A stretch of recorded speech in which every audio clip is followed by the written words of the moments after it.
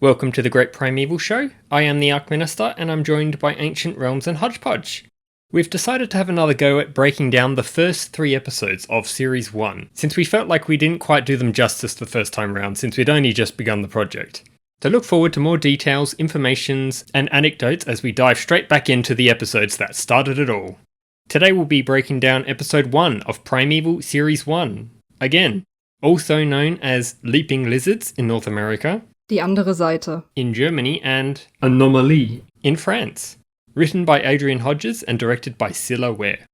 The very first scene for the show starts with an unassuming shot of an Asda car park at night of all places. This was filmed at the Asda Park Royal Superstore in London. We later find out that this Asda is supposedly situated near the Forest of Dean, which is a pivotal location for the show. The idea of it being such an ordinary setting, a very recognisable British one to boot, plays into what writer Adrian Hodges says in The Making of Primeval. We didn't want spooky old churches or ghostly houses and things. We wanted something that felt really, really modern. Asda's were also open 24 hours on weekdays at the time, so this one must be closed for the weekend. The sound design is already very ominous and eerily quiet as a shopping trolley careens past, seemingly disturbed by something. It's unclear whether the wind is pushing the trolley or if it is being pulled by an unseen magnetic force. We also hear the first piece of music for the show, unofficially titled Car Park Title, and composed by series composer Dominic Scherer.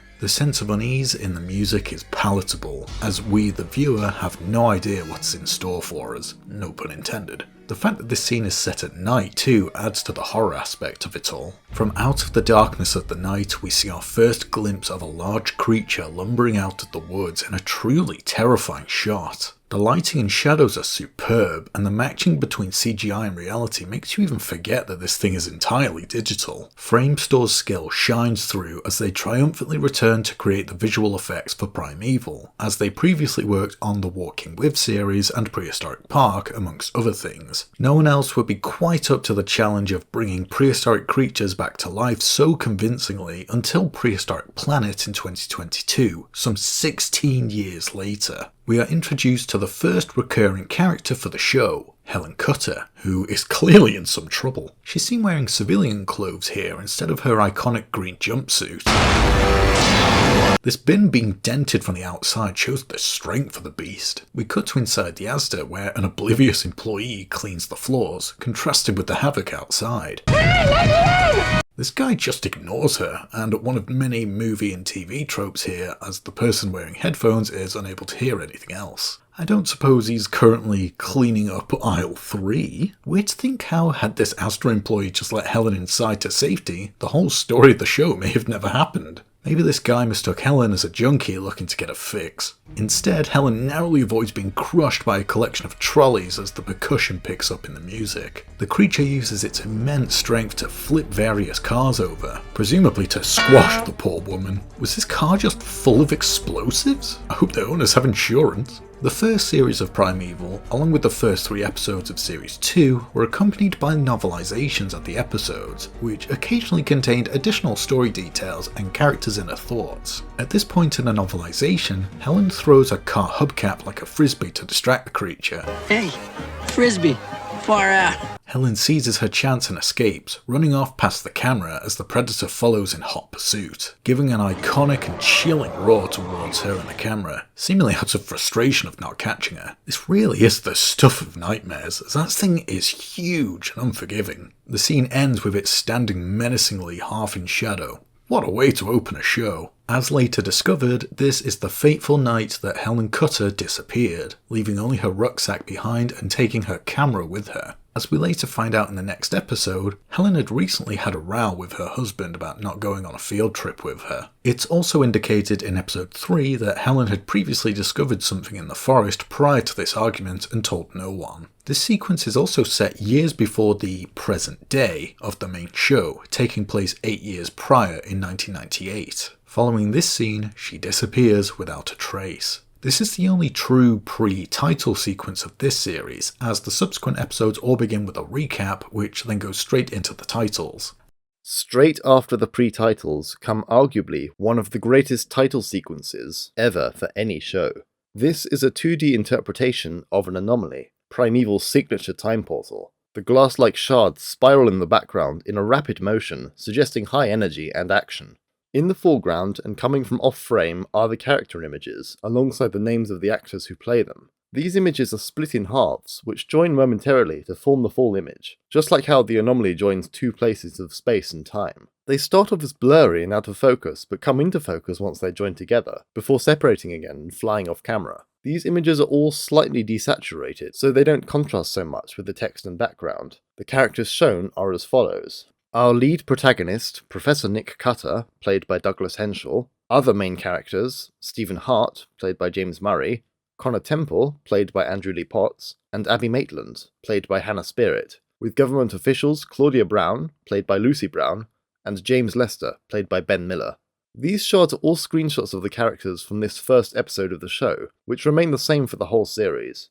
The exception is Julia Aubrey's character of Helen Cutter, whose screenshot was from episode 4, which one could interpret as showing a distance between her and her husband and the other characters, since she's been in the past for so long, away from everyone else. The final character, Captain Tom Ryan, played by Mark Wakeling, appears in a smaller pair of shards and is uncredited in the titles, suggesting that he's a minor character, though still important. Note if you watch closely, the text for the cast names is animated so that it almost looks like it dissipates and then reconstitutes into the next actor, suggesting a connection between the characters. It's a very clever and visually pleasing bit of animation, with the individual letters of the names mimicking the spinning shards of the anomalies, and the striking bright red colour stands out against the otherwise rather desaturated images. Another exception here is Ben Miller's name, whose text is separate, perhaps reflecting the distance between his character and the others, as he mainly oversees the team from the office, but his name then reconstitutes into the logo Primeval, linking all the characters together at the end.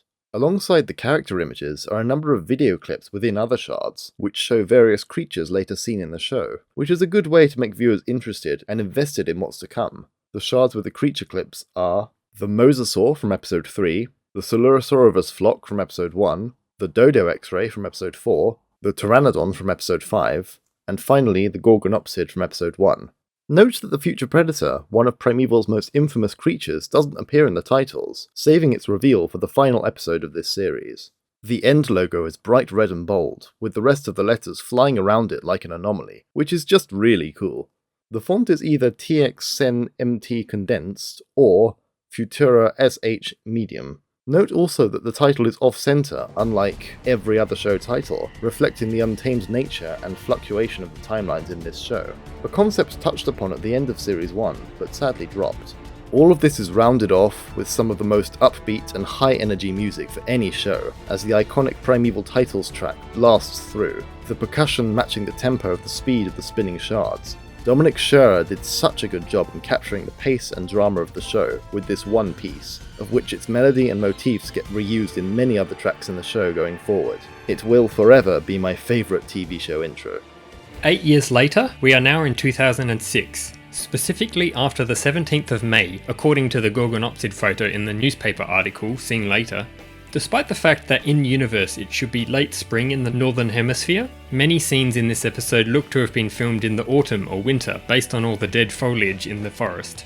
The main story of the show begins here, initially with a much more light-hearted atmosphere and happier tones under the bright sun, a stark contrast from the mini horror scene from earlier. The upbeat track playing here is the first example of pop music being used that's not part of the music score. We see the team's iconic silver Toyota Hilux, branded with a fictional Central Metropolitan University logo. We're introduced to our three main male leads here, Professor Nick Cutter, Stephen Hart, and Connor Temple. Instantly, Cutter and Stephen are shown to be good friends, with them jovially talking to one another. Connor is instantly seen to be a nerd, with many badges adorning his jacket, also wearing a ring around his neck, which could represent the One Ring from Lord of the Rings. Note in this shot, you can see Connor sitting on the wall. There's an extended scene showing Connor jumping off the wall to chase Cutter and Stephen here, but it was cut in this episode. Strangely, it gets used in other episodes to show their CMU exterior. Sorry, I've never heard of it. I think you want archaeology. It's my name. I'm one of your students. Why don't I recognise it? You've never actually turned up for the seminars. If Professor Cutter never bothers to teach his students, then surely he must have some sort of tenure, aka job security, or perhaps he primarily does research and teaching is optional? The exterior of the university was filmed at the Toyota Great Britain head office in Epsom. Inside Cutter's lab are an assortment of fossils, minerals, and all sorts of cool stuff. An ideal place for this character to exist, and a recurring location for this series. There is some kind of sheep skull on the desk, another smaller ungulate skull, maybe another sheep, a gorilla skull, a cylinder of preserved beetles, a deer antler, and a monkey skeletal mount. Smilodon the saber-toothed cat makes an early cameo here as a skull on the desk and a full skeletal mount before it appears in the flesh in Series 2, Episode 3. This has been my prized possession since I was a little kid. There's some sort of pliosaur jawbone hanging from the roof, a weird-looking theropod skull, probably a squashed T-Rex. On the walls are several paintings from artist Zdeněk Burian, an alligator skull on the bookshelf, and a spinal cord attached to the wall. We see Cutter again avoiding teaching by throwing his students' submitted work into a bin. Clearly meant to be a joke, but it would be very upsetting if a professor actually did this. See, I argue that all life on Earth derived from organisms carried here by alien spacecraft. This is funny that Connor believes this. Also the first of many of Connor's conspiracy theories. It's pretty sexy stuff. It's a work in progress. Then why did you submit it? A fish? Obviously. It's a sarcopterygian. This mystery is referring to the coelacanth group of fish that was thought to have gone extinct in the Cretaceous period, until a living fossil was discovered off the coast of South Africa in 1938. This helps foreshadow the appearance of the subsequent creatures and explains where they come from. It's odd that Cutter doesn't specifically call it a coelacanth, rather than the more broad sarcopterygian, which includes lungfish and technically all land vertebrates. See, Darwin provides most of the answers. Charles Darwin was the naturalist who came up with the theory of evolution by natural selection in 1859. It's natural selection. It's the pieces that don't fit that interest me. Here we get an insight into Cutter's character and what he cares about. His interests make him ideal as the show's main lead, for being fascinated about this sort of thing. Having a scientist obsessed with evolutionary anomalies is perfect. Some sort of giant undiscovered predator. Whoever took this photo probably used a camera from Series 3, 4 or 5, as it's so blurry. Obviously though, it's meant to represent the screenshot from a security camera. Connor, you should get out more. Go to a bar, meet a nice girl. Life will seem a lot less confusing. Cutter might be projecting a little bit here, as he does just this later on. Yeah, I've already got a girlfriend. Sort of. More on this later. People claim to have seen the Loch Ness Monster. It doesn't mean to say it's there. This is in reference to the conspiracy theories that the cryptid Nessie from Loch Ness in Scotland was taken away by the government. A late surviving pliosaur being the prime and perfect match for Primeval to cover too. And yet they never touch upon it again, except for a small mention in Series 3 Episode 2 and Primeval Evolved, the online game. Interestingly, Crawley Creatures who worked on Primeval also created a Nessie animatronic for the documentary Nessie, The Ultimate Experiment. Well, not now, obviously, because it died years ago. The government, they took the body away and they covered the whole thing up. Connor is shown to be a believer in conspiracy theories like this, though, throughout Series 1. Same as his friends Tom and Duncan, who we'll meet in the next episode. Your wife wouldn't have ignored it. Connor clearly intentionally hits a nerve here, showing he and perhaps other students are aware of Helen Cutter's disappearance. My wife was a serious scientist. She wasn't some gullible monster hunter. Cutter is quick to establish who his wife was to Connor. This is the audience's first time getting a link between him and Helen. Cutter also dismisses the wild theories Connor puts forward until... It's not as though the Forest of Dean's far away, though. The Forest of Dean. The mention of the Forest of Dean piques Cutter's and Stephen's interest and spurs them into action, since this is where Helen disappeared. Maybe there is something to investigate after all. At the local zoo, dubbed Wellington Zoo, not to be confused with the actual Wellington Zoo in New Zealand, inside the reptile house sits our next main character, Abby Maitland, lizard expert. She's a zookeeper. The lizards Brad and Angelina are Philippine sailfins. However, in the novelisation, they are tuataras, which are not actually lizards, maybe playing into the Wellington Zoo name since tuataras are from New Zealand. They are named after the, at the time, celebrity power couple Brad Pitt and Angelina Jolie. How are Brad and Angelina? Totally gay, but otherwise fine.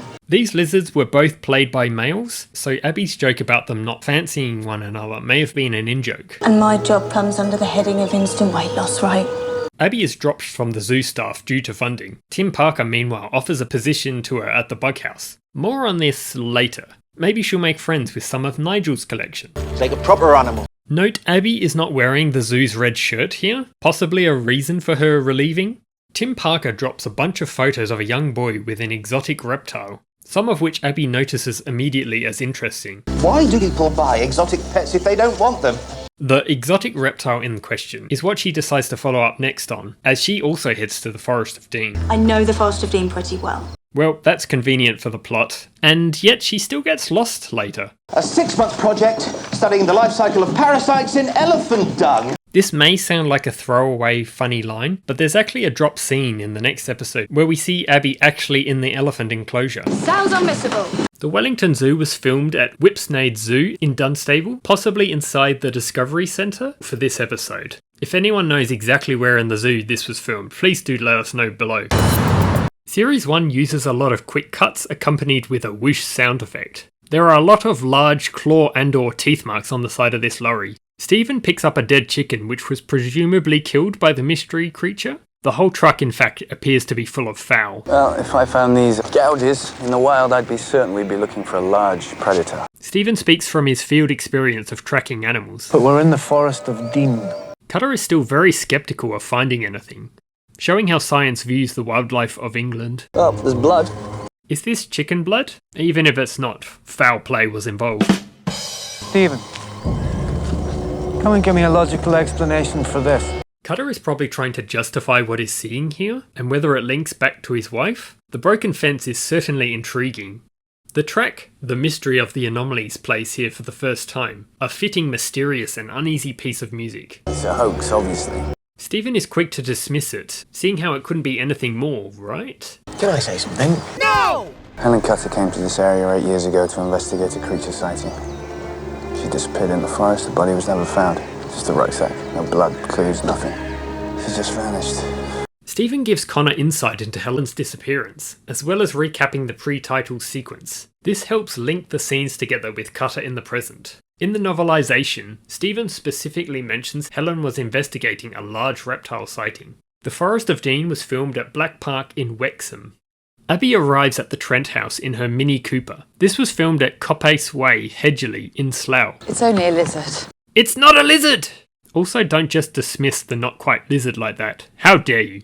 I see you like dinosaurs, Ben. In Ben's room, there are many dinosaur and prehistoric reptile toys, even a Terminator and Godzilla. Ben Trent is played by Jack Montgomery, who would later go on to star in another sci-fi show, Torchwood, as young Captain Jack Harkness. He also appeared in the first episode of Andrew Lee Potts' Primeval podcast.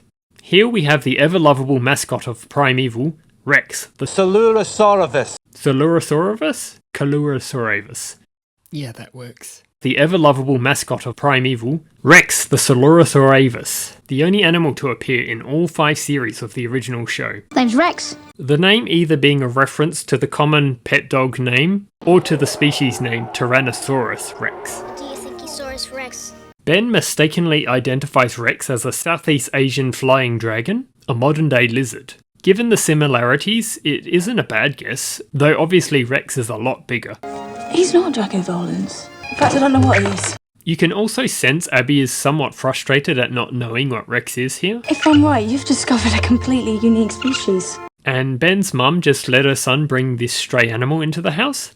Abby's excitement is palpable here as she's interested in reptiles and is keen to know where he came from.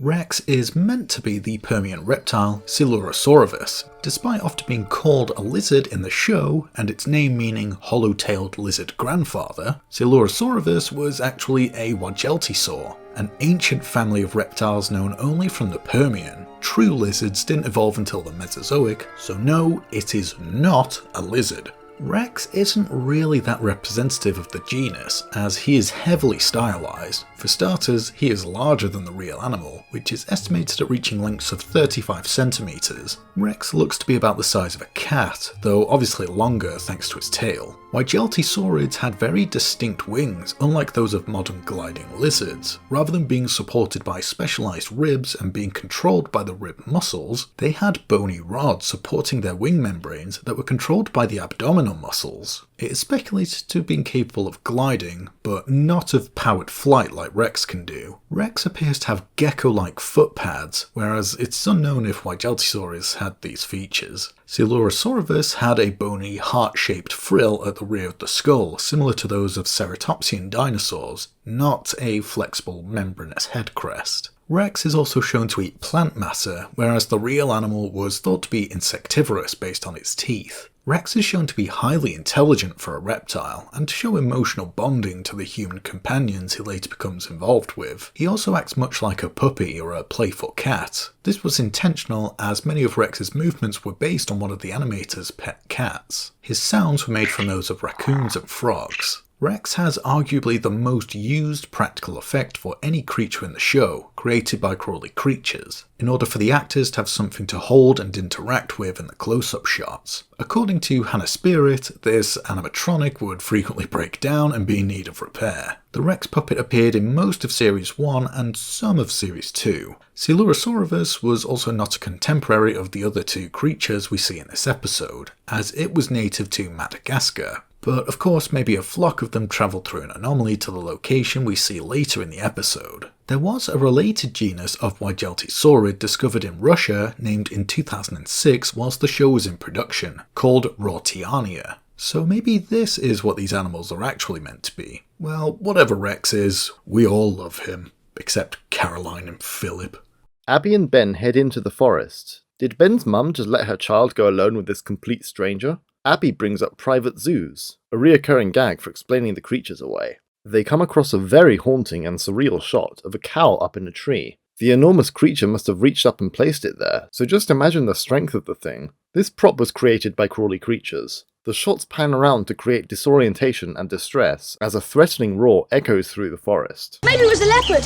They sometimes drag their prey up into trees and come back for it later. Oh, don't be silly, Ben. How many leopards are there in the forest today? This may be in reference to the cryptid big cat sightings, such as the Beast of Bodmin Moor. Also, Ben's imaginative mind trying to come up with a rational explanation. Ben panics and runs off, leaving Abby trying to catch up. Inside the local hotel, titled the Eddington Hotel, with some nice piano music, sits the professor, seemingly taking a break from the search to grab some good old Scottish whiskey. It's funny that Connor and Stephen are just waiting outside for him, rather than being in the bar as well. Cutter looks at a photo of his wife in his wallet, showing that he still thinks about her a lot. Plus, the new creature sightings no doubt bring up old memories. Whilst thinking about one woman, another suddenly enters his life in a very impactful way. Excuse me? Damn, she doesn't mess around. That is non-consensual kissing. We are introduced to government liaison Claudia Brown, who skillfully Just told that slime ball over there you were my boyfriend. to avoid unnecessary encounters. I'm Nick Cutter. Actually, I know who you are. I wonder if she planned upon finding Cutter here. Did she follow him? Cutter must have some sort of reputation if she knew who he was. I always wanted to be famous. It's interesting to note that Cutter and Claudia both meet and depart each other in the show with a kiss. Claudia also has the same creature photo as the newspaper. You can see clearly the date, the 17th of May 2006, indicating the episode takes place soon after. It's never answered, but what kind of role did Claudia have in the Home Office before the anomalies? She's investigating creature sightings, so is this her official job? Probably not, because she is super skeptical, with the line, Surely you're not giving this whole monster story any credibility, Professor. so more likely this is a random assignment. Just trying to keep an open mind. You see, that depends on how you define monster. Earlier, the professor immediately dismissed Connor's suggestion of monsters, but is very suddenly happy to entertain the notion with an attractive female, when Claudia dismisses the rumours. I guess when you have an 8-year dry spell, you tend to think with your little Cutter. A wild panther might look pretty terrifying on a dark night. This is another reference to cryptid big cats, which seems to be the go-to for explaining the creature away. I suppose I owe it to the taxpayer to do more than sit in my room and suck the minibar dry. Proof the government is totally incompetent? Claudia Brown then joins the team, which she was presumably going to do anyway, now with Cutter's Blessing. This database contains constantly updated information on all non-extinct vertebrates. It's pretty cool to see this, and likely the envy of every paleo nerd to have access to all this information back in the day. Connor also would have been 14 in 1997 when he made this database. Interestingly, his database uses images from the Walking With series, as follows: Tarbosaurus, Scutosaurus, Patinosaurus, Entelodon, Pteranodon, Hynerpeton, Euparkeria, Postosuchus, Thrinaxodon, Protoceratops, Meganeura, Energnathus, Ichthyosaurus, even though it's actually Ophthalmosaurus, Smilodon, Coolosuchus, and Tylosaurus, amongst others. We see a teaser for episode 3 with a profile of a mosasaur being flashed briefly. And yet there's also some invertebrates on here, as we later find out in episode 2. Odd. It's slightly sad. Oh come on Stephen, you're a zoology lab tech. This is literally part of your job to catalogue this stuff. This begins the trope of Connor's genius being continuously ridiculed throughout the show. You know we're not talking about a wild cat, don't you? Another possible cryptid reference? Knew it's a cover-up. Ben for some reason doesn't wait for Abby. The reveal of Rex's powered flight is accompanied by some light-hearted music, as Abby watches in awe. Interestingly, there is an alternate music track for this scene, with extra percussion. To see this clip with the music restored, click the video link up the top. As Ben runs through the forest, something stops him in his tracks, as both he and us the viewer see the phenomenon of the show, the anomaly. I love how understated it is in this reveal. No fanfare, it just is. A force of nature. Perfect direction and cinematography. Creators Tim Haynes and Adrian Hodges described the anomalies as shimmering in the air, and it was Framesaw that designed the glass-like explosion of these rips in time, with the sounds being somewhat similar to Prehistoric Park's time portal. I think it's from the impact of colliding four-dimensional surfaces. I think it might just be the way the human eye perceives it. The shards also pass through characters, objects and creatures when they stand near it. The way anomalies look differs depending on the series, with the Series 1 anomalies being paler and less opaque, as well as slow-moving shards. When they disappear, they also do so very quickly, unlike later anomalies which pulse in and out for a good while before closing. In Series 1 they also bulge and magnify whenever something is about to come through.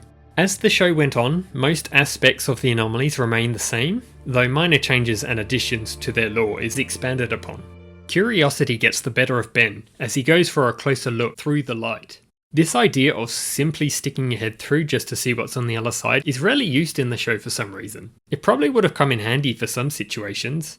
We get a lovely panning shot of a prehistoric vista with a volcanic landscape, ancient conifers and erupting volcanoes in the background. Very cool. Although you're probably more focused on the flock of Coelurosaur avis flying around. Note you can also hear the flock before Ben looks through the anomaly, which is also very interesting seeing how sound also travels through. After viewing the pass through the anomaly, Ben gets spooked by a nearby roar. In the novelisation, Ben actually considers fully jumping through the anomaly, but reconsiders after the roar. Abby! Oh, now you're looking for her? Rex, come here. Stop messing around. Abby glimpses a reflection of something large and mean looking.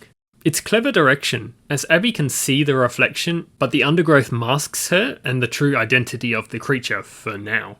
Rex of course knows the type of creature, having likely have seen it in their home time period. If there really were some creature around here, wouldn't the journalists have found it by now? Don't give Mick Harper ideas. Also, many animals are normally very elusive, so unlikely to be found by non-experts. I've seen Stephen track wounded animals through the rainforest for up to 10 days at a time. This is something Stephen would later do in the novel Shadow of the Jaguar. Not to mention wrestle an anaconda and save a whale. So is Stephen like a minor nature celebrity? Despite this claim, Stephen is seen to be squeamish about snakes in episode 4. Thank goodness he never encountered the Titanoboa. In the novelisation, Claudia knows about Helen's disappearance and asks Cutter about it. Naturally, he says nothing. Frankly, I doubt it. Just as Cutter says this, however. Okay, now I'm getting interested. The team spot a tree-bound cow, indicating they missed Abby and Ben by a few minutes. Compass is going haywire. This is the team's first indication that there's something more than just creatures going on in the forest. The compass becomes a key piece of equipment for finding anomalies before the team develop a detector in Series 2. As Ben makes his way to his house, the camera cuts to a shot of it, indicating apparent safety. Though the looming shadow indicates danger. It's the blood. They can smell the blood.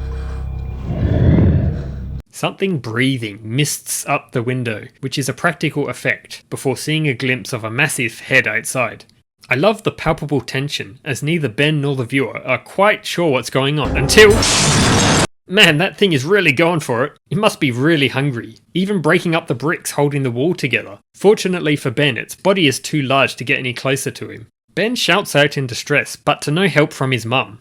Blink and you miss it, but Ben actually kicks the creature's nose. This is one of the only human to CGI creature interaction in Series 1, as there was a light rule stating no human interactions to make things easier for the animators. Ben starts throwing some of his precious dinosaur figures at the creature, and also the remote for his music player, which turns on.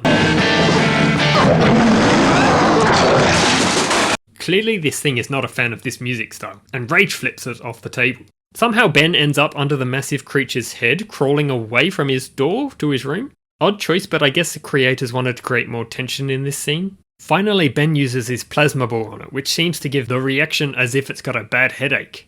The creature then retreats as Ben embraces his dark side with Darth Vader's lightsaber, the first of many Star Wars references in Series 1. Ben! What is going on in there? This shot of the outside of Ben's house shows the damage the creature did, and how it was able to reach him upstairs by climbing up the lower roof. All of this was composited work by Framestore, and not actual damage to the property. Back in the forest, which is now bathed by beautiful pale moonlight, Abby and Rex seem to be lost. Okay, Rex. Which way now? You definitely feel the sense of them being alone here, in this dark and cold forest. I love the atmosphere. Abby hears and notices a large creature nearby. However, in the novelization, it was so dark that Abby actually bumped into the creature and fell over. We need to hit it! What? Hit it! This dramatic music piece is used a lot in the show. The music and roar imply that there's danger before... Don't move. Whilst called both a dinosaur and an anapsid in this episode, neither of which are correct, Scutosaurus was a pariasaur, a group of extinct early branching reptiles known only from the Permian. They were once thought to be closely related to turtles. A tortoise? Due to them both lacking the antorbital fenestra, the hole in the skull in front of the eye found in more derived reptiles like lizards and crocodilians. Studies in the 2010s found that turtles were genetically closest to crocodilians and secondarily lost their antorbital fenestrae, whilst pariasaurs seem to have never had them. Scutosaurus means shield lizard for its extensive bony armour, called scutes, and was discovered in European Russia. Like we said earlier, Coelurosaurus isn't known from Russia, and so was not a contemporary of Scutosaurus, but perhaps they went through an anomaly. The primeval Scutosaurus is considerably larger than the real animal. This is the first of many examples of creatures in the show being oversized. The main reason for this seems to be to make them more impressive, so accuracy is cast aside in favour of this. It's reconstructed as quite elephant-like, with a straight back instead of the back sloping down heavily to the tail. It has elephant-like columnar legs, whereas the real animal is thought to have had a more sprawling gait. It does have the correct number of digits, with 5 on every limb at least. The head is also not quite the right shape. The head's the wrong shape. The word pariasaur means cheek reptile, for the huge downward projecting cheekbones, the parietals, which the primeval model does have, but they're more like ridges above the sides of the mouth that also form a ridge around the back and top of the head. It's very strange and deviates a fair bit from the actual skull. So, ironically, Coelurosaurus should have a bony frill but doesn't, and the Scutosaurus does have one when it shouldn't. The nose is very bulbous. It's unclear if this is the skull shape or perhaps soft tissue. The real animal had small spikes on its nose, which are missing here. It also has lips. It's unclear whether Scutosaurus possessed these or not, but most reconstructions show them with lizard-like lips, not as puffy as shown here. They almost look like they form a turtle-like beak at the front of the mouth, which the real animal didn't have. The teeth are hard to see, but they look similar to human molars, and there are only 8 on the lower jaw, and assuming the upper jaw has 8 as well, that gives us 16 teeth total. The real animal, however, had 16 teeth in the lower jaw alone, 18 in the upper jaw, and they were tall and spike-shaped. The overall coloration is pretty plain, with just a dark grey-green body, yet piercing yellow eyes. There are two alternate colour textures, one being rusty and the other an olive colour. It also uses camel sounds. It's worth noting that many of the creatures in the show also appeared in Impossible Pictures' other productions, and this is one of them. Scutosaurus was also in Walking with Monsters, the model of which can even be seen in Connor's database. We also see them moving in herds. They're moving in herds. But it's unknown whether the real animals would have done this. I don't see why they wouldn't have, though. From what I can tell, Scutosaurus would have lived in more of a sandy environment, closer to that showcased in Walk with Monsters, rather than the volcanic ash field shown here. Not one of the most accurate creatures, but not unsightly either. Some kind of experiment, maybe. I wonder what kinds of animals could combine to create this thing. Maybe it escaped from Baskerville. Throwback. It's fun to see the team try and theorise what the Scutosaurus is, and it's cool that they don't just identify it immediately, making it seem more believable. This thing is very obliging in the face of an unfamiliar landscape and strange creatures with bright lights. Also, if they're herd animals in the show, why did this one come alone? Scutosaurus normally travel in herds, but this old male's got left behind. Who are you? Abby Maitland.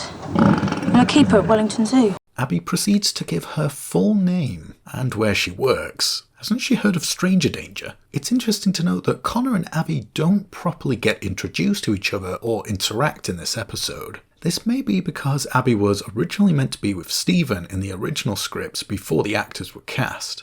So reptile. Amphibian. Reptile. No. Reptile. Cutter's intuition shows as he shines his torchlight at it. The light playing across the Scutosaurus is so well done. Its pupil even dilates. Equally so is the steam and condensation coming from its mouth and nose, perfectly matching the actor's own cold breaths and the environment. Top work, Framestore. Stay in his field of vision. You're making him nervous. Not even 1 minute in and Abby's already proven her worth on the team with her reptile knowledge. At this point in the novelisation, there is extra dialogue from Abby about animal behaviours and Claudia demanding to know why the creature was here. I was right, there was a dinosaur in that warehouse. Connor is likely referring to the truck yard from earlier, but the way he says this, did he predict the creature prison? Whatever it is, it's classified until I find out what the hell to do about it. Claudia is quick to try and cover up anything that could get out about this thing. Bloody hell. There's two of them. This is getting out of hand. The team discover Rex, who somehow escaped Abby's grasp again, and is acting more like a cat, and obviously not worried about the other huge reptile. More context clues that this isn't the same one from this scene. Where did that come from? Seemingly off-screen, Abby told Cutter and Claudia about Ben, hence why they go to his house in the next scene. There are lives at stake here. Claudia is already putting in place procedures and safeguards to make sure no one else gets hurt. I don't need you to tell me how junior I am, okay? You're just gonna have to trust me. This reaction from Claudia's boss makes her job even more confusing, as she was sent to investigate a creature sighting, yet when she discovered one, she gets made fun of by her boss, who was likely the one who sent her in the first place, seemingly even threatening to commit her to a mental institution. About 10 minutes after I finally persuaded my boss not to have me sectioned.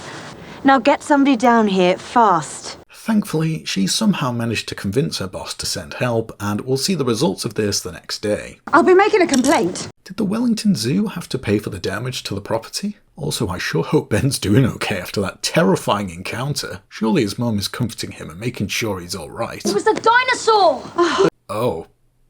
Never mind then. But just look at the state of his room! Ben's mother seems convinced that her son is the sole culprit of destroying half his room, including part of the infrastructure. How strong does she think he is? It's also a miracle that she didn't hear the giant creature attacking him. Maybe she was wearing headphones too. She's filled his head with all sorts of stupid ideas. Yeah, maybe you should have been a better parent and not let your son go out with a complete stranger. Abby looks so offended when she says this. Look, the simple truth is Miss Maitland got carried away. Ben's pet was nothing more exotic than Draco volans. It's a Southeast Asian flying lizard. Cutter does one of many cover-ups for the show, since having civilians involved, especially children, is not a good idea. This one seems to land better than some of his other attempts. The power cuts have caused a temporary atmospheric overload. It's kind of like a hurricane, only made up of electricity. He also reiterates what Abby initially thought Rex was. There was a monster, though!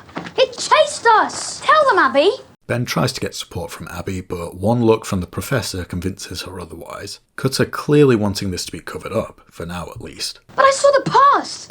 Prehistoric times! I was there! You saw the past? Cutter is immediately interested in what Ben has to say, as it's not at all what he was expecting, but maybe what he was silently hoping for. This could be the explanation he's been searching for. There appears to be a green screen behind Dougie here to show the neighbourhood and night sky, as Ben's room is a set to allow the damages when a creature attacked. There was desert and rocks and things. Interesting that Ben's description doesn't mention the Coelurosaurus flock, as it probably wasn't finalised in production, and so left out of the script. Instead, he only mentions features of the landscape. Ben then storms off, upset. I wonder where he's going to sleep tonight since his room has been destroyed. I played my telly. In the novelisation, Mary also goes on to say they make it all seem so real that kids start believing there's a dinosaur around every corner. This is possibly referencing previous shows and possible pictures has worked on, including Walking With and Prehistoric Park. The real aim of this series is to bring the age of the dinosaurs alive. You're both going to have to sign the Official Secrets Act. Cutter seems to take issue with this, but goes along with it. We will see this transpiring the following day. That creature we saw may be many things, but it's certainly not a ruthless predator that drags its prey up into trees. Not with a goofy, blunt-nosed face like that. Again, Cutter is right when predicting that the Scutosaurus is not a killer. You can't be sure of that. He can. It's a herbivore, pure veggie. I love that Abby already has so much faith in Cutter, and also from her own experience of reptiles. Both rightly deduce that that thing is no carnivore. You mean there's another one out there?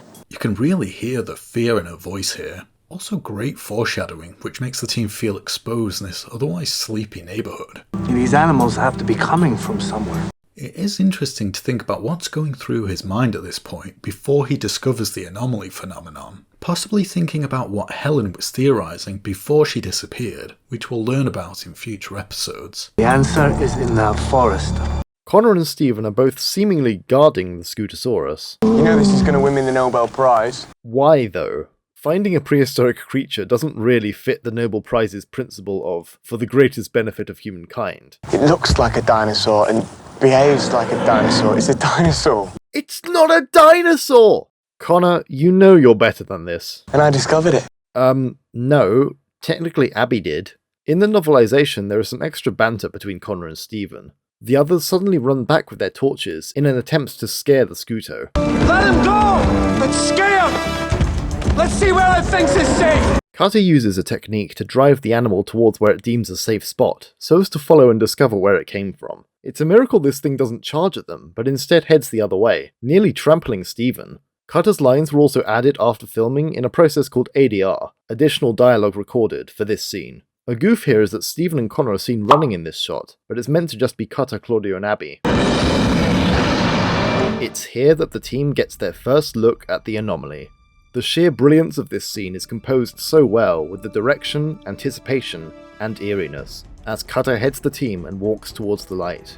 The music is so apprehensive and beautiful, scored brilliantly by Dominic Scherer, and easily illustrating just how important and pivotal this first encounter is. Cutter makes some great confused expressions. All the other team follow suit and are equally starstruck, as we see various close-ups of them, all spellbound by this optical show.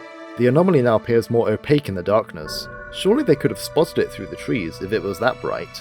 The Scuto never comes back, presumably it was too scared to return. Where's it gone?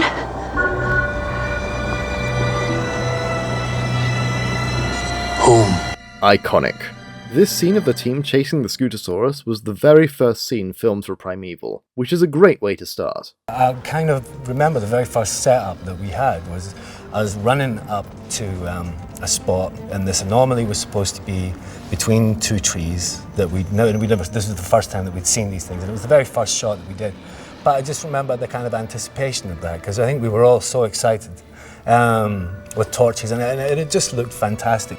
The next morning, the Home Office arrived to head the anomaly operation, with special forces all surrounding it. A difference to other shows like Torchwood, with the government organising the team, rather than being a gang single-handedly dealing with the threats. It's unclear whether the team stayed at the anomaly until they arrived, or went back to the Eddington Hotel. Everyone is gathering their thoughts in silence, waiting for the next move. We also get glimpses of a certain captain who will be important later.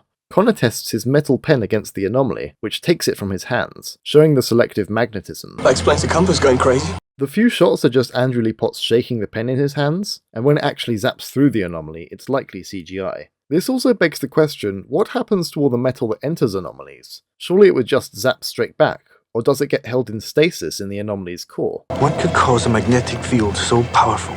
Cutter still speculates what the anomaly is. A possible theory as to why so many creatures come through anomalies in the show is perhaps that they're drawn towards the magnetism. Otherwise, why would anything want to come to England? It's too cold for me. Maybe it's an alien spaceship. This line prompts such a great reaction from Cutter.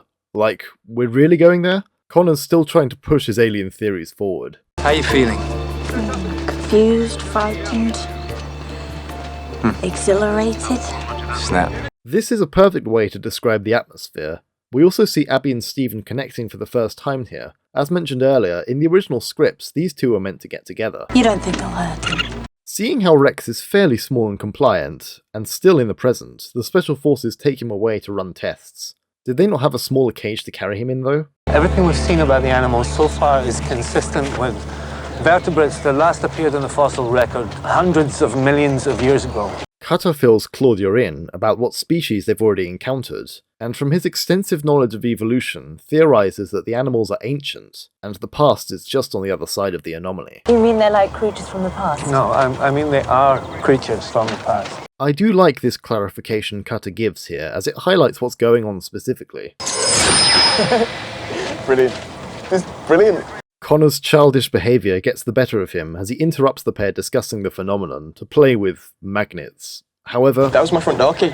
This joke seemingly sets up Connor's housing arrangements in the next episode, seeing how he's now locked out of his own house. Cutter, we have to go now. This line indicates Claudia's hastiness to get things moving, and to get Cutter talking to someone official about this, lest, anything else happens. The novelization has some additional dialogue between Claudia and Cutter, notably Cutter wanting to go look for the ruthless predator. They didn't see what we saw, and they don't know what you know.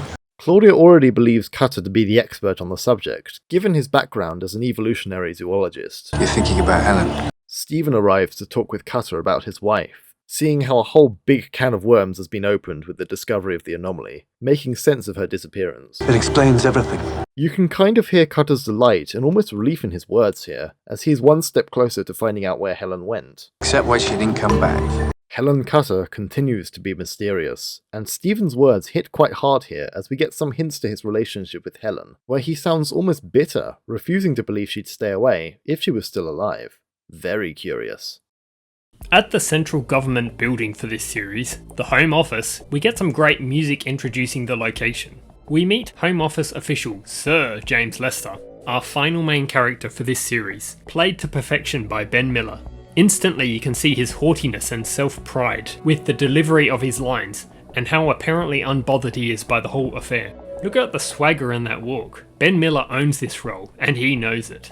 His character is initially quite cold to the other characters, but he slowly warms to them throughout the show. James Lester, I'll be in charge of coordinating our response. If Lester has taken over the situation, does that mean Claudia's boss was fired? Since presumably he was previously in charge of managing creature sightings. Claudia Brown, Home Office. Yes, I've seen your file. This shows that Lester feels himself too important to even shake hands with Claudia here. How do we know they're not responsible for all this in some way? Lester is instantly skeptical of these civilians being here. Typical government shenanigans. You spend your entire career planning for just about every crisis imaginable, up to and including alien invasion. Then this happens. Did Lester just indirectly confirm he's dealt with aliens before? So much for thinking outside the bloody box. Immediately we're treated to Lester's dry humour, a staple of his character. This phenomenon, Professor. Claudia tells me you have an explanation. A theory, and I think it's the Earth many millions of years ago. Again, it's great to have such a scientific approach to this in a show, which could have easily skipped this. Cutter first dubs the phenomenon the anomaly here, which is the term used by nearly everyone throughout the rest of the show. And this anomaly, as you call it, is a door between time zones in the world's history?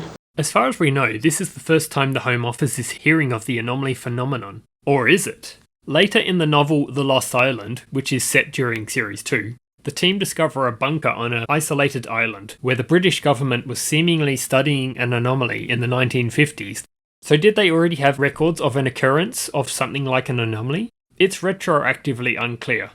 The two big personalities of Cutter and Lester clash in their first meeting to discuss the anomaly. And while Lester holds all the power, Cutter is still able to undermine him with his brash Scottishness. What are the immediate risks? Lester proceeds to cut Cutter off here, despite him asking the question. I think I could do without the facetiousness. I could be without standing in some anemic office in Whitehall talking to a civil service pen pushover, and I should be exploring the most significant phenomenon in the history of science.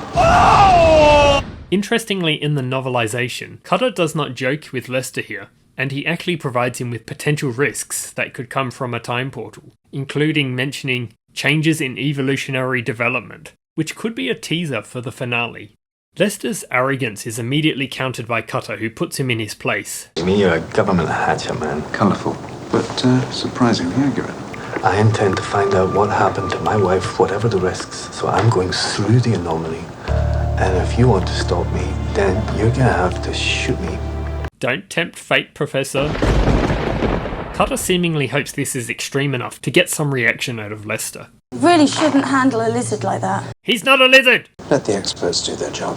The Home Office team have brought Rex in from the forest to conduct some experiments, and Abby is not happy with how they're doing it. Do they even know he can fly? Fly? This fool of a scientist opened the door at the exact moment which lets Rex out. Rex then flies around and gives us a tour of the Home Office, terrifying numerous people. He was very, very good. He would either put a traffic cone on his head and make noises that he believed the creature he was playing, and he got very involved.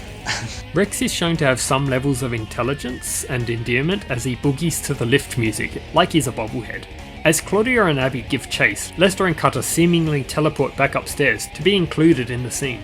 Abby, surely as a zookeeper you should know that chocolate is highly toxic for modern animals, yet alone a prehistoric one. Rex, come back! Rex immediately returns. Maybe he just wanted some fresh air. Note that there's a filming trick here, as Hannah Spirit is already holding the Rex puppet before turning around, with the CGI one flying into position. Those risks you were talking about, there's one I didn't tell you about running down your back. More humour as Lester gets a good luck charm, though the actual prop could just be avocado. It's so perfect. Cutter again can't contain his joy. Inside Lester's office are a number of archaeological finds, including a knight's helmet and a stone wheel-like carving, or maybe it's a donut? I don't know. It's interesting to speculate why he has these things, as he clearly enjoys ancient history somewhat, but knows very little about prehistory. It's a shame that his interests in history never really come up in the show, especially in Series 3 with the Egyptian sun cage and medieval England being encountered. The lizard's DNA confirms your theory. The creature's a living fossil. Wow, the DNA tests on Rex were incredibly fast, but convenient so that the team could get confirmation. Under the circumstances, I'm going to allow your exploratory mission into the anomaly. Lester isn't really given much of a choice here, seeing how Cutter was going to go anyway. Cutter offers to take Rex back with him, also giving him another excuse to go into the past. It's a disclaimer. We don't want any nasty lawsuits if you don't come back. Typical government avoiding any responsibility. In the novelisation, Lester makes a phone call to someone after Cutter and Claudia leave. He confirms the only reason he's allowing Cutter to go visit the Perian is that if he comes back, they'll understand what they're up against, and if he doesn't, they won't have to deal with him potentially getting in the way of government plans, calling it a win-win situation. The Home Office interior was filmed at Victoria House in London, and the exterior were office buildings on the bank of the Thames near Tower Bridge. Stephen tracks something large with Connor alongside. We see their light, brotherly type relationship forming here. Connor complains about his allergies, an affliction which doesn't affect him ever again. I'm not really outdoorsy. I've got sinus issues, and she's more of a pen pal, really. She lives in the Gambia. Much like his allergies, this pen pal is never brought up again after this episode. I wonder if Connor broke this off via text. What do you think of Abby? We also get the first hint of Connor's romantic feelings for Abby. More on this later. Do you think Abby likes me? Why don't you ask her yourself? Alright, I might. Stephen seemingly shuts this down, likely due to his own romantic feelings brewing. It's not every day you meet a potential girlfriend and find a dinosaur. It's not a dinosaur! I think the scientific term is really bad news. Stephen finds a footprint perfectly preserved in some mud. With the help of his trusty database, Connor IDs the creature from earlier as a Scutosaurus, but the footprint as belonging to something else. This little charmer is the prime suspect, the Gorgonopsid. Somehow the image on screen is just the render of the design from the show. This does, however, create a weird, almost fourth wall break. Unless whoever was making the art in universe just got really lucky in depicting the actual animal. The Walking with Monsters design is even used in the database, so they could have used that instead. You might be hunter. Me, I'm more logistics and, backup. Connor continues to not help Stephen by telling him he has to find the creature. Hey, still green. They headed north 2 hours ago.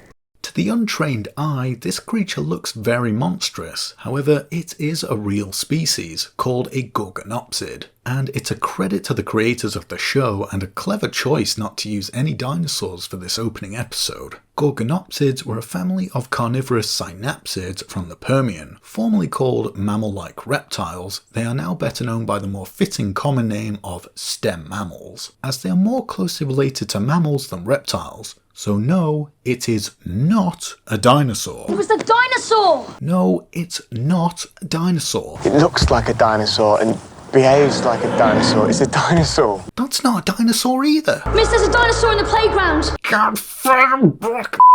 They are named after the Gorgons from Greek mythology, known for their terrifying faces. Looking closely at Connor's database, it IDs the species with the incredibly accurate image as the genus Gorgonops. Interestingly, it says its name means Gorgon's Arch, when it actually means Gorgon Face. Gorgonops was also not a contemporary of Scutosaurus, as it was found in South Africa, and the larger species of which was about the size of a Labrador. More likely, this creature is the genus Inostransevia, due to living alongside Scutosaurus in Russia. It was the largest known Gorgonopsid genus, reaching lengths of 3 meters. Its snout was also shorter than that of Gorgonops, and it had a deeper jaw. Regardless of what genus it belongs to, it is much larger than any known Gorgonopsids, appearing slightly larger than a white rhinoceros, but much longer with the tail. You think let's make it bigger? The legs are correctly positioned under the body, and it has the correct number of digits with 5 on each limb. It appears to have bumpy, almost armoured skin, whereas many stem mammals are thought to have had leathery skin. It's still debated whether Gorgonopsids would have had hair or even whiskers. The coloration was done by working with texture designer Darren Hawley, and he has given it almost thylacine tiger stripes along the back, with the overall colour ranging from green to olive. This Gorgonopsid completely lacks any lips, however the real animal would likely have had lips, with the saber teeth still slightly visible. A secondary pair of saber canines were intentionally added to make it even more scary looking. It does correctly have the pointed Giga Chad chin Gorgonopsids have. It also possesses a mobile tongue which can stick out of the mouth, though it's unknown whether stem mammals had the ability to do this. Behaviourally, it is extremely aggressive, as is quite typical for carnivores in Primeval to make them more exciting. Hunting-wise, we see it following Ben's scent on 2 occasions, indicating it has a good sense of smell and can track a singular prey item for days. It also seems to headbutt stuff a lot and to throw objects using its head. It's unclear if this is a form of attack or defense. The closest extant match for this would be a great white shark, which can stun seals with a breaching jump. The Gorg also seems to store a cow in a tree for eating later, similar to modern day leopards. It is highly likely, back in the Permian, the Gorgonopsid would store dead Scutosaurus in trees. The roar was said to be a sound mix of metal, human and animal, making it sound very metallic but very iconic. It sounds somewhat similar to tiger roars. This creature also received one of many practical effects used for the creatures in Series 1 and 2 created by Crawley Creatures. However, this particular prop never appears in any episodes for some reason, though it does appear in a promo shot and on the DVD covers. Months of dedication wasted. Like with many primeval creatures, this is a highly stylized Gorgonopsid, but the design is fantastic and really menacing. It's iconic for Primeval, despite only appearing in Series 1, and I think it's great the creators didn't resort to a more typical theropod dinosaur as the big predatory creature for the first series. The Gorgonopsid approaches a local school and seems hell-bent on finding Ben again, as if it's targeting him. Perhaps it still has his scent from smelling his blood last night. The addition of drool is also very welcome. Ben is stuck in detention with his teacher. The actress, Jane Cameron, played a very similar character, Mrs. Templeman, in MI High. Do UK schools even operate like this, with keeping children behind? Seems unnecessarily cruel. What was he doing? Drawing dinosaurs? Miss? Miss, there's a dinosaur in the playground. Really, Ben? How old are you now? How did she not see that through her peripheral vision? She also appears to be green screened in this shot to have the Gorg behind her. Suddenly, it's inside the corridor leading up to the classroom in some great shots. How did it even fit in there? Also, is no one else in the building at this point? Not even the cleaner? It passes by a display of some Stegosaurus art, which overrides its instincts to kill for a split second, as its pupils even dilate for the sexy female dinosaur. There's also some mammoth art on the wall, which is pretty cool. I wonder if these displays were already there, or specifically made for the show. Don't open the door. Mrs. the teacher doesn't listen to Ben, and instead probably gets the shock of her life. The Gorg wastes no time in attempting to break in and reach its prey, who are trapped within the classroom. The teacher instinctively protects Ben, but what would she do except be an extra layer of meat for it? In the novelization, the creature briefly entered the room to attack the pair, before Stephen intercepts. Pick on someone your own size. Stephen arrives to save the day. I wonder where Connor went. There is a promo image of Stephen next to the Gorgonopsid in the corridor. No, the trophies!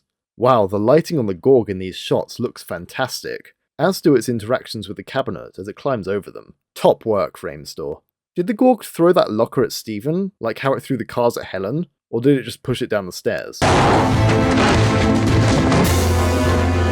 Stephen somehow survives a head-on collision with the Gorgonopsid through metal doors, and gets knocked out. Were you killed? Sadly, yes. But I lived.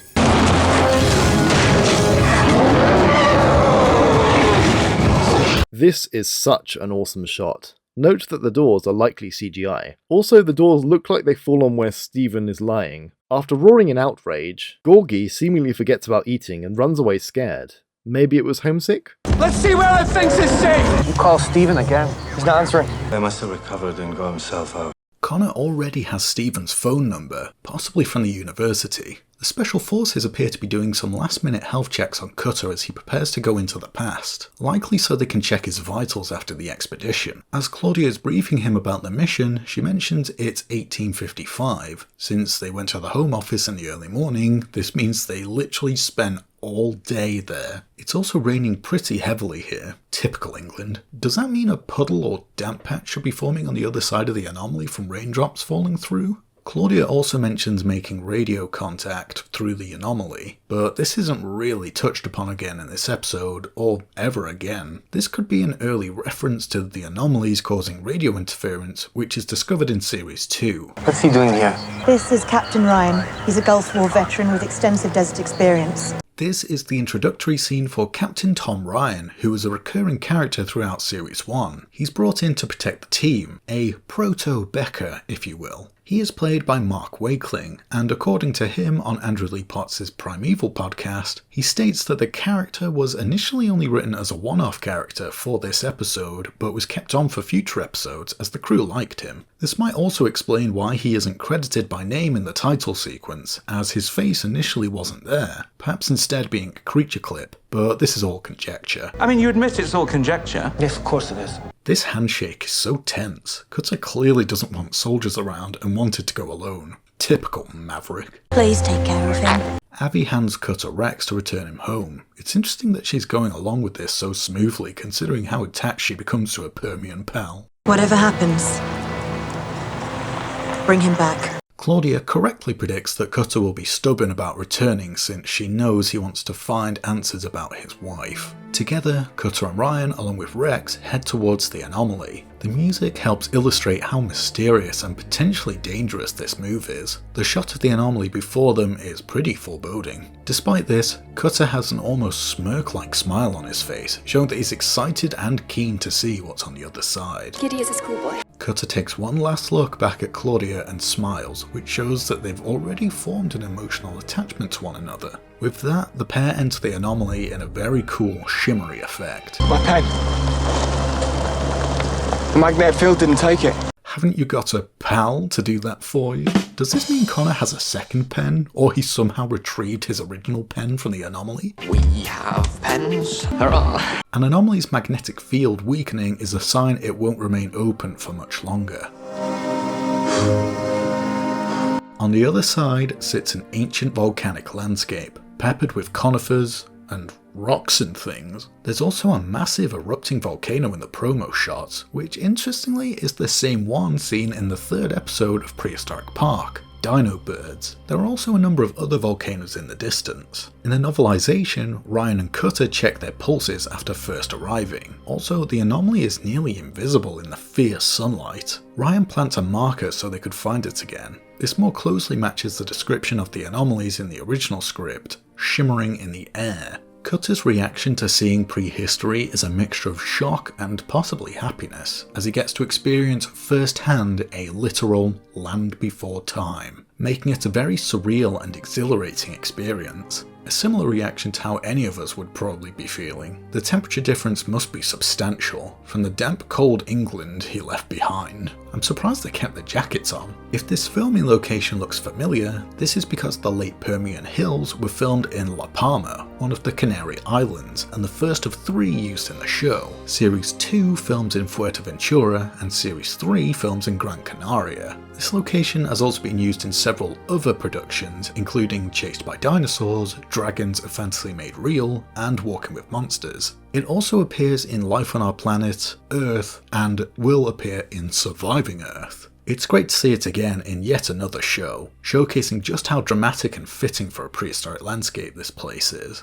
Based on the Permian creatures, the in-universe location of this place may be close to the Siberian Traps, a large igneous province that erupted at the end of the Permian, causing the biggest mass extinction event ever known, aptly called the Great Dying. The volcanic landscape in this location suggests this too. Modern flowers can be seen in several shots, despite the fact they wouldn't have evolved until the Cretaceous period. There is also a pale yellow filter over the Permian, indicating the heat and the distant past. Note that Rex is free flying here, as Cutter released him off screen, having the time of his life. In the novelization, there's a scene where Rex is placed on the ground by Cutter and scurries off rather than flying. Give me an hour. Cutter is keen to explore this world alone, in spite of the dangers. Any scientist would give anything for the opportunity to do this, so it's understandable. Ryan allows this, though he looks as if he'll protest before Cutter says, I've got a radio. They don't even test the radios, though presumably the radios between Cutter and Ryan would work.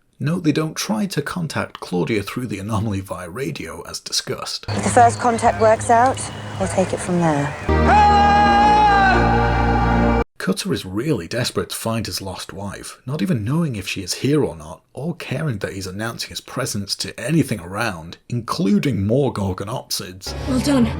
You've just alerted every predator for miles.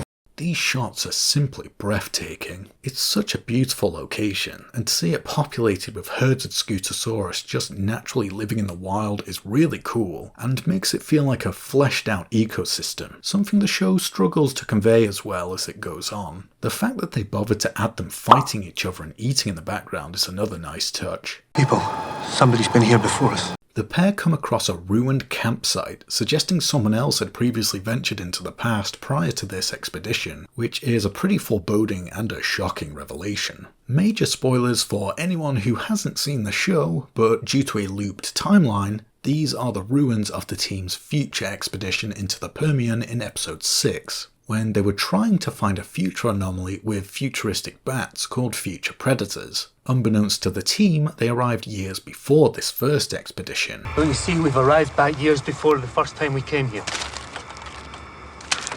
We've created our own past. We see Cutter looking at a chocolate bar in this episode, which he later double checks in episode 6, confirming his suspicions. You can also see an animal carry crate lid partially buried from where the baby predators were being held. Well, whoever it was didn't get far. Lastly is of course the human skeleton, which is later revealed to be Captain Ryan himself, who was sadly killed by a predator. Note that the other 2 Special Forces soldiers should also be here, but are likely better buried underground. It appears that there is a considerable amount of time between the 2 expeditions, judging by how old the skeleton looks, though a lot of the campsite remains intact. Odd how Ryan isn't clothed here, unless they decomposed already. For my pants. Now, at the end of episode 6, we see some baby future predators loose in the Permian, which beg the questions, are they adults now? Did they return home through the future anomaly, or still wreaking havoc on the Permian wildlife? Well, the Scutosaurus herd and Coelurosaurus flock seem happy. We just don't know. Next to Skeletal Ryan, Cutter discovers a camera with the initials HC. It's HC, it's Helen Cutter. As an audience, we're led to believe that the skeleton could be Helen, though Cutter is quick to check as he counts the ribs and confirms it to be a male. This is based on the idea that men have fewer ribs than women, which is incorrect, as both men and women have the same number of ribs. No, it's a man. How did he die? Oh, don't worry, Ryan. You'll find out. Time to go. Yeah, I can't help that. I've got to find my wife. Cutter is adamant that Helen is here somewhere and refuses to go back to the present, much to Ryan's annoyance. He's very sure that she's here. Of course, at this point in the show, only one anomaly is known about, so Cutter would assume Helen would be here since she hadn't come back to the present day. We have to go. I'm staying. Being the more rational of the two in this situation, and following Claudia's instructions, Ryan takes it upon himself to bring Cutter back, with force if necessary. Sorry, Professor. Poor Nick is knocked out by the man who's there to protect him, though he's only doing what's necessary to get him home. I hope he didn't give him a concussion. I can't see anything. The campsite appears to be quite far away from the anomaly, as these shots show. Ryan must also be quite strong if he's able to carry a whole heap of Cutter on his shoulders. The music used here is in the form of a ticking clock to emphasise the concept of time running out, which is a very clever way to up the stakes. As Ryan continues to literally carry the professor to safety, Cutter finally regains consciousness, just in time for some violence. Maybe it's best not to try and assault a fully trained soldier.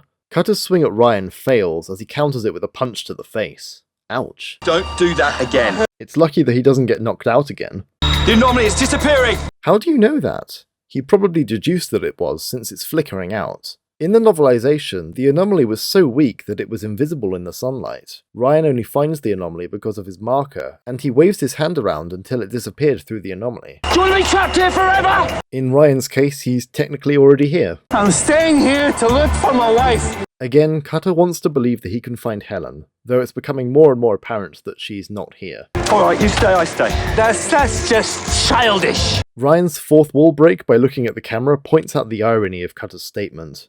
Cutter weighs up his options as he stares desperately into the fading anomaly. You can really sense his frantic mind spinning as he decides what's right to do. Alright. Finally, he decides to come back to the future. He doesn't after all want to condemn Ryan to this fate, though he was perfectly happy to remain alone. Dying out here in this godforsaken place. Cutter picks up the camera, although they leave this bag as they return to the present, and leap through the closing anomaly. On the other side, only Abby seems to actually see the anomaly close properly, because everyone else is busy, and there are a lot of people taking pictures of Ryan and Cutter as if it's a crime scene. Rex also somehow sneaks back through unnoticed, except for Abby, who hides him under a conspicuous pink blanket. That's my blanket. There is an unfinished CGI shot showing Rex returning through the anomaly. I wonder why Rex returned. Maybe he had already acclimatized to the temperature of England, or couldn't find his flock. It's nice that Claudia thanks Ryan here. Ryan goes on to mention what they found, setting up Lester's conversation later. What was it like? Cutter seems too dazed to reply to this. Meanwhile, however, the Gorgonopsid approaches, stalking in the night in these shots that are so primal. The lighting on it is superb as ever, making it look like a terrifying monster. You can almost feel sorry for it, as it probably only wanted to return home, but now has nothing left to lose. Suddenly it charges into the anomaly site, causing panic, and we get our first Wilhelm scream of the show, a running gag through series 1 and 2. Rex is stuck under the blanket, completely vulnerable, and seemingly left behind by Abby. Some animal lover she is. Character falls whilst running away from danger cliché? Claudia stumbles, to which Cutter stays with her, showing his feelings for her again. The Gorgonopsid notices this and death stares Claudia, and her reaction is absolutely perfect in how frightened she looks. Again, the Gorgonopsid looks so monstrous here, with the fallen light making it incredibly spooky, and the low angle making it look bigger. When all seems lost, Stephen arrives to save the day. Again, driving at full speed and beeping the horn at the monster, which charges the car. Note Stephen smashes the Hilux's windscreen for the interior shot, but it's fixed in the exterior shot. The Gorg is seemingly immobilized and defeated, prompting a very impressed and relieved reaction from Cutter. I do like the fact that this shows that nothing is indestructible, and it's still just an animal. You know those movies when you think the killer's finally dead and then all of a sudden they just jump up again? Of course, this being an action-oriented show, the Gorg cannot simply be killed like this, and gets back up with a chilling eye-open reveal. Cutter has the wits to act fast, and tosses Steven a gun to shoot down the threatening Therapsid.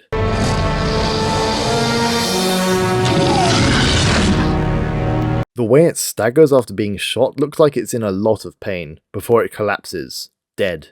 Cutter's reaction to this is both of shock and awe. In the novelization, Cutter puts his hand on the creature's head as a sign of respect. This likely did not happen in the actual show, as human and CGI reaction was kept at a minimum in Series 1. It's assumed that the body of this creature was taken back to the Home Office later on for study and possible dissection, though this is never confirmed. Maybe the creature was destroyed. I mean, we have to be aware of the risk of disease. There is a fan theory that this Gorgonopsid was the same as the one later seen in episode 6 of this series. It's likely not the same individual though, as that one was missing an eye from its battle with a future predator, but this one has both. We developed the film in the camera you brought back. In the Home Office, Cutter is shown the contents of the camera they recovered from the Perian. A mere total of 3 photos, all of his wife Helen. Of course, as we later find out, these photos were taken by Nick himself, although he doesn't know it yet. A slight goof between this episode and episode 6 is that the Scutosaurus in the background is missing in these photos. Also, only one photo is taken in episode 6 and it's not one of these 3. Perhaps this is an example of Cutter changing the timeline. The slideshow dramatically cuts to black, as if to reflect the loss of his wife. Cutter seems at a loss for words. I'm sorry for your personal loss, Professor. Lester is unusually nice here for how his character is in Series 1. This camp that you discovered, there were no clues as to who made it or what it was for? Lester asks about the campsite, which Cutter has no information on just yet. The thought that someone's been there before us is far from reassuring. And I used to think the EU Common Agricultural Policy was far-fetched. Lester attempts to break the tension with humour, which Cutter ignores. Still, at least the immediate crisis is over. Lester appears to be pretty relieved by this, though he's just tempted fate by saying that. Some force out there ripped the boundaries of space and time to shreds. Cutter's imagination runs rampant as he speculates what caused the anomaly in the first place.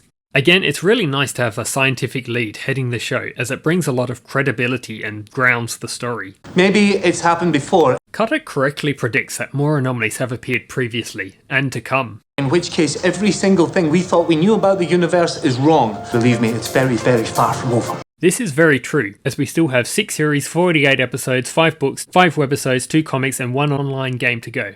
If you're enjoying this breakdown, we've already released the rest of Series 1, as well as Series 2. Link in the description. With that, Cutter goes back to his research, which we'll see in the next episode.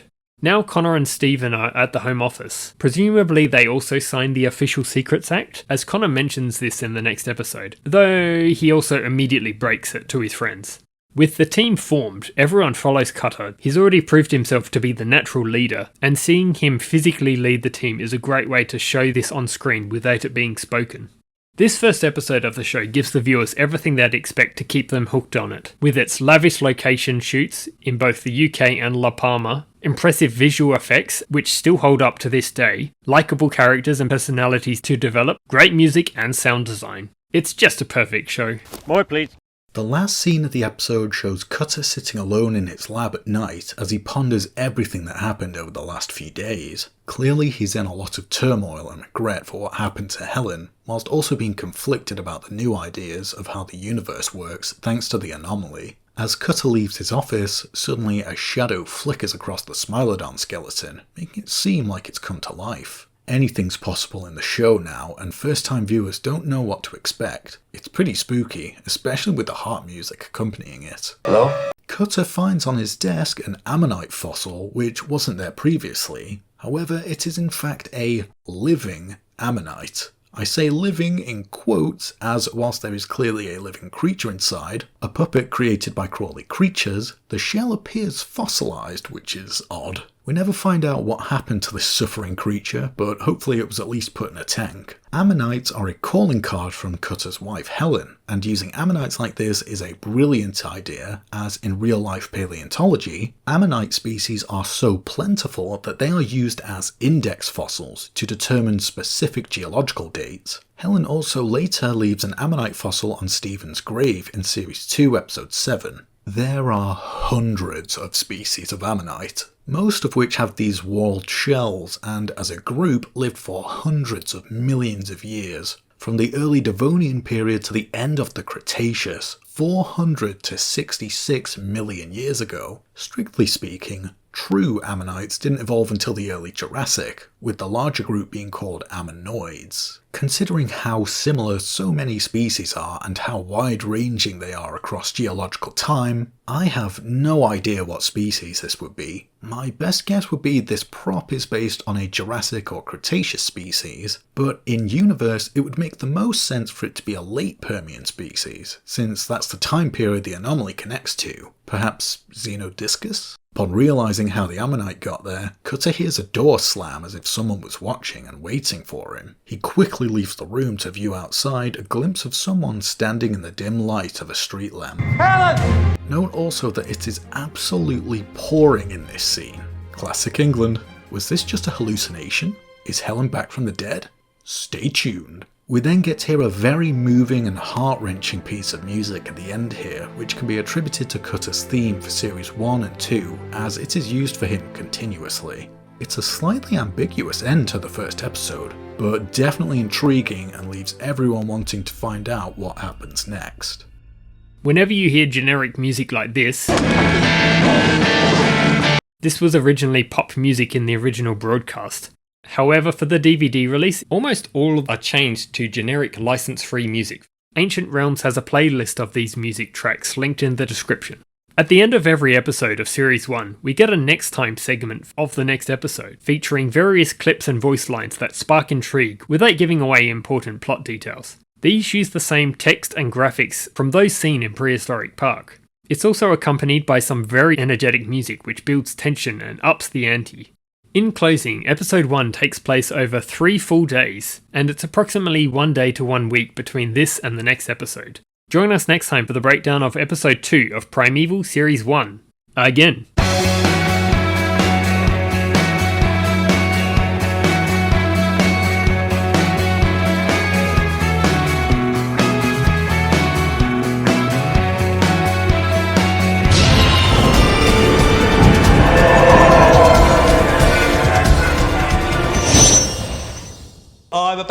I'm about to defecate. Poo, poo, poo, poo, poo.